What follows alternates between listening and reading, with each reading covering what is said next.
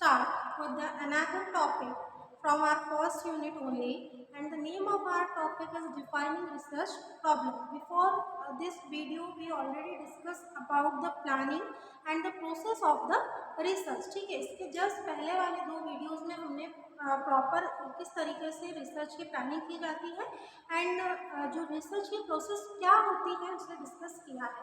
अब प्रोसेस और प्लानिंग के जस्ट बाद वाला जो टॉपिक है वो है हमारा defining the research problem. Means क्या, अगर हम तीनों चीज़ों को अलग अलग करके समझे तो defining research problem set that about the problem which you have to define related to the research। एक इस तरह की समस्या जो आपके रिसर्च से रिलेटेड हो उसको परिभाषित करना है ना। जब आप किसी चीज़ का सॉल्यूशन ढूंढेंगे तो सबसे पहले आप अगर कोई प्रॉब्लम है ही नहीं तो सॉल्यूशन किस चीज़ का, लेकिन अगर प्रॉब्लम है तो उसको प्रॉपरली डिफाइन करके स्टेप बाय स्टेप प्लानिंग के थ्रू किस तरीके से हमको उसके सॉल्यूशन तक पहुंचना है, ये सारी चीज़ें हम पढ़ेंगे रिसर्च के सेंस में, है ना। कि जब हम रिसर्च किसी चीज़ की करते हैं तो first of all you have to define your research problem in a systematic manner. सबसे पहले आपको रिसर्च प्रॉब्लम को एक सिस्टमेटिक वे में क्या करना है, परिभाषित करना है। तो मेनली जो स्कॉलर्स एंड द रिसर्चर्स जो होते हैं वो क्या करते हैं, first of all in research process, the first step a researcher does is formulate a problem। First of all, तो first step होगी उसमें रिसर्चर क्या करेगा, सबसे पहले जो प्रॉब्लम है उसको फॉर्मुलेट करेगा, then define it properly. Formulation होने के बाद कि this is the problem and we have to find the solution regarding this particular problem. हमको इस प्रॉब्लम के तहत सॉल्यूशन ढूंढना है। इसको फॉर्मुलेट होने के बाद इन अ सिस्टमेटिक मैनर ही और शी विल डिफाइन। जो भी रिसर्चर्स होंगे वो उसको क्या करेंगे, एक सिस्टमेटिक मैनर में डिफाइन करेंगे ताकि जब आंसर उसका निकल के आए तो ये चीज़ क्लियर हो जाए कि किस चीज़ से रिलेटेड प्रॉब्लम का सॉल्यूशन हम हमारी रिपोर्ट में दे रहे हैं। तो ये हुआ बेसिक मीनिंग रिसर्च प्रॉब्लम का। आगे बढ़ते हैं, रिसर्च फॉर्म और सर्कल। रिसर्च जो होगी डेफिनेटली स्टार्ट मतलब रिसर्च को मान रहे हैं एक सर्कल मान रहे हैं। तो सर्कल किस लिए मान रहे हैं कि because it will start with a problem. ठीक है, जो रिसर्च की प्रोसेस है, जो रिसर्च प्रॉब्लम है, it will start with problem. वो एक समस्या से शुरू हुई है और एंड कहाँ जाकर हुई है, उसके सॉल्यूशन पर।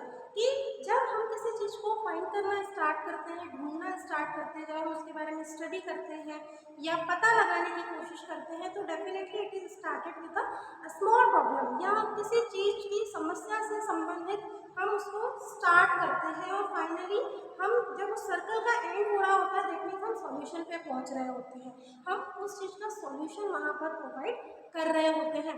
सो इन different manner we can say like that research form a circle, it starts with a problem as I told you and end with a solution to the problem। वो खत्म कहाँ पर होती है, प्रॉब्लम के सॉल्यूशन के साथ। This is the research problem, research circle. Then a researcher is formulating a problem as I told you earlier कि जो researchers होते हैं वो प्रॉब्लम को फॉर्मुलेट करते हैं, then in a proper manner they are defining it।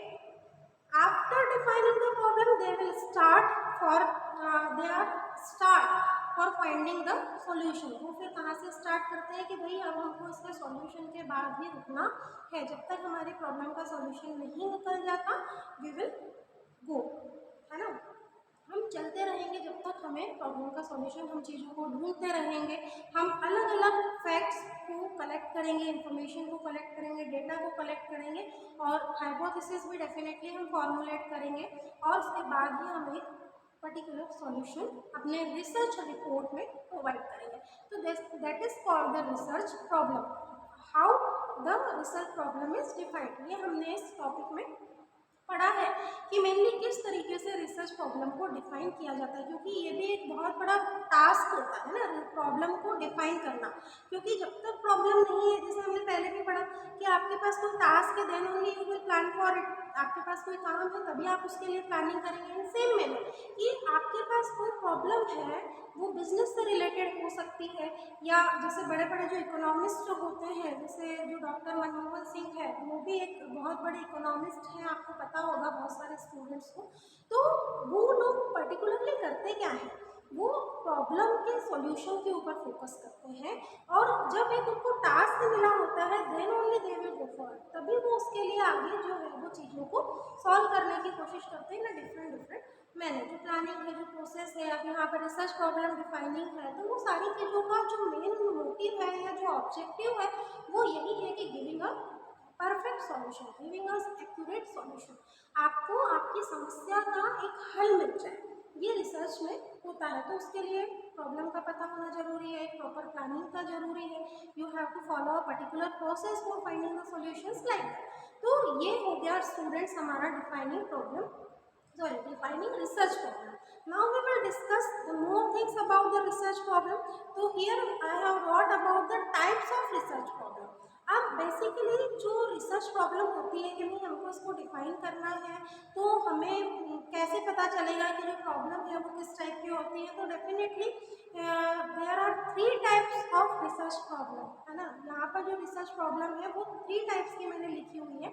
सबसे पहला होता है आपका थ्योरेटिकल रिसर्च प्रॉब्लम, देन आता है applied research problem, and finally action research problem. तो there are 3 types of research problem. यहाँ पर हम रिसर्च प्रॉब्लम के 3 प्रकारों को पढ़ेंगे। सबसे पहला जो आपका प्रॉब्लम है it is about the theoretical research problem, मतलब यहाँ पर जो डिफाइन कर रहे हैं हम रिसर्च प्रॉब्लम को, वो हमको मिल रही है थ्योरी के फॉर्म में। किस रूप में मिल रही है? थ्योरी के सिद्धांतों के फॉर्म में। अब यहाँ पर क्या होगा कि क्या होती है भाई थ्योरेटिकल रिसर्च प्रॉब्लम? तो theoretical research problem provide a contradiction between 2 और मोर अनसॉल्व्ड क्वेश्चंस। क्या कहा मैंने कि जो थ्योरेटिकल रिसर्च प्रॉब्लम होती है वो जो अनसॉल्व्ड क्वेश्चंस होते हैं उनके बीच में कॉन्ट्रडिक्शन को क्या करती है, दर्शाती है। कि if I am having the problems, अगर मुझे पर्टिकुलर किसी बिजनेस के रिगार्डिंग या किसी भी चीज़ के रिगार्डिंग अगर मुझे कोई प्रॉब्लम है और उनकी जो सॉल्यूशन है, तो it is the solutions are having the contradictions. ठीक है, जो सॉल्यूशन है उनके बीच में क्या है, कॉन्ट्रडिक्शंस है, अलग अलग है। उसका एग्जैक्टली हिंदी वर्ड मुझे नहीं मालूम है, लेकिन there are contradiction in between 2 और मोर अनसॉल्व्ड अनरिजॉल्व्ड क्वेश्चंस। जो अनसॉल्व्ड क्वेश्चंस हैं उनके बीच में कॉन्ट्रडिक्शन जब हमें देखने को मिल रहा है, तो that is called the theoretical research problem. For example जो अल्बर्ट आइंस्टीन है, अल्बर्ट आइंस्टीन ने अपने जो उनका जो रिसर्च मतलब जब उन्होंने रिसर्च करी तो उनका जो प्रॉब्लम था वो क्या था कि भाई हम कहते हैं कि अलग अलग चीज़ों की थ्योरी के तौर पे पढ़ना या किसी चीज़ को देख के समझना और फिर फाइनली उसके सॉल्यूशन पर पहुंचना। तो इसी तरीके से जितने भी रिसर्चर्स हुए, जितने भी स्कॉलर्स हुए, तो उनके जो रिसर्च प्रॉब्लम का टाइप हुआ होगा वो क्या रहा होगा, थ्योरेटिकल रिसर्च प्रॉब्लम। कि जब दो चीज़ों के बीच में हमको कॉन्ट्रडिक्शन देखने को मिलते हैं तो हमारे माइंड में क्वेश्चंस आते हैं कि यार ऐसा क्यों नहीं। तो ये ऐसा क्यों नहीं के बीच का जो हमारा सफ़र होता है या जो हम उसके सॉल्यूशन देने की कोशिश करते हैं, जो रिसर्चर्स या स्कॉलर्स, में अपनी बात नहीं कर रही हूँ, तो वो कहलाता है स्टूडेंट्स हमारा थ्योरेटिकल रिसर्च प्रॉब्लम। कि कॉन्ट्रडिक्शन के बीच के अंतर को ढूंढना, उसका सॉल्यूशन देना। फिर आता है हमारा अप्लाइड रिसर्च प्रॉब्लम। अब अप्लाइड रिसर्च प्रॉब्लम में क्या हो जाएगा कि आप यहाँ पर देखेंगे कि जो आपकी यूज़ करेंगे, इसको हम कहते हैं नॉन सिस्टमेटिक प्रॉब्लम, है ना। एक्शन रिसर्च प्रॉब्लम को हम नॉन सिस्टमेटिक प्रॉब्लम भी कहते हैं। अब इसमें क्या होता है कि mainly the scholars are using theoretical research, है ना, थ्योरेटिकल नॉलेज का यूज़ करते हैं।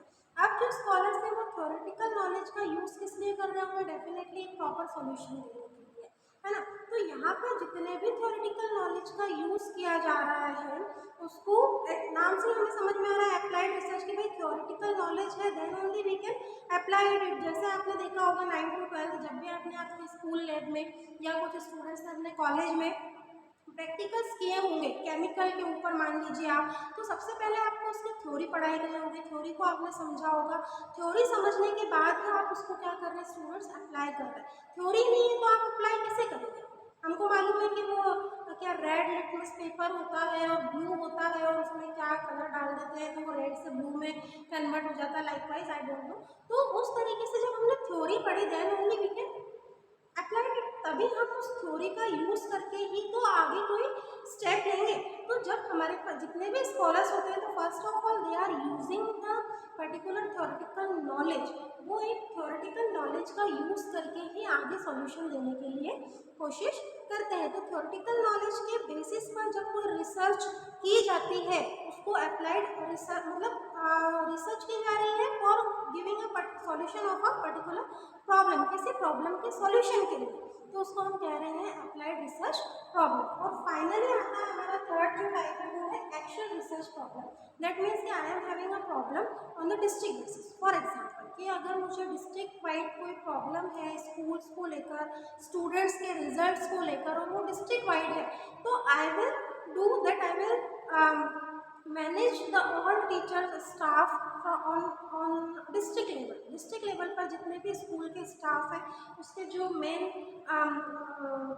पीपल्स हैं या जो मेन टीचर्स हैं उनको हम कलेक्ट करके उनको हम इकट्ठा करके, ठीक है, क्या करेंगे, जो भी डिस्ट्रिक्ट वाइड हमारा प्रॉब्लम चल रहा है उसके रिगार्डिंग कोई एक्शन लेंगे। तो एक्शन रिसर्च दैट मीन्स कि थ्योरी का यूज करके अप्लाइड हुआ। अब अप्लाइड रिसर्च के बाद जो फाइनली हमारा एक्शन रिसर्च प्रॉब्लम आ रहा है, तो एक्शन रिसर्च प्रॉब्लम का सॉल्यूशन क्या होगा कि if the problem is the district wide, example के लिए कि जो आपका प्रॉब्लम है, मान लो कि भाई स्कूल जैसे अभी हुआ 8th और 5th का जो रिजल्ट्स है उसमें बहुत ज़्यादा प्रॉब्लम्स आई, फिर वापस जो है वो गवर्नमेंट टीचर्स के स्कूल की जो छुट्टियां थी उनको कैंसिल कर दिया गया, वापस से जिन भी पेरेंट्स ने कहा उनके बच्चों की कॉपीज़ वापस से रीटोटल रीचेक करवाई गई, कुछ स्टूडेंट्स के मार्क्स बढ़े भी। तो ये क्या हुआ कि भाई ये डिस्ट्रिक्ट वाइड प्रॉब्लम हो गई एमपी में कि अब किस तरीके से भाई 5th और 8th का रिजल्ट एमपी बोर्ड का बिगड़ गया है और उस चीज़ को हमें सुधारना है। तो अलग अलग चीज़ों को लेकर फिर क्या हुआ, सॉल्यूशन मांगे गए या किस तरीके से सॉल्व कर सकते हैं इसके ऊपर मीटिंग्स हुई, तो एक फाइनली आपको एक सॉल्यूशन मिला। तो सेम एक्शन रिसर्च प्रॉब्लम में क्या होगा कि अगर हमको कोई प्रॉब्लम के रिगार्डिंग एक्शन लेना है तो we will have to make some solution with the help of different kind of researchers, scholars, expertise and all. जितने भी तरह के रिसर्चर्स होंगे, स्कॉलर्स होंगे, एक्सपर्टीज होंगे, उनके व्यूज़ को लेकर उनसे उनकी जानकारियों को या उनका एक्सपीरियंस क्या कह रहा है, इन सब चीज़ों को लेकर हम फाइनली एक जब सॉल्यूशन देते हैं या सॉल्यूशन देने को ट्राई करते हैं तो वो कहलाता है हमारा एक्शन रिसर्च प्रॉब्लम के रिगार्डिंग सॉल्यूशन। तो here we have discussed the 3 types of research problems in this particular video. In our next video we will discuss about the research design.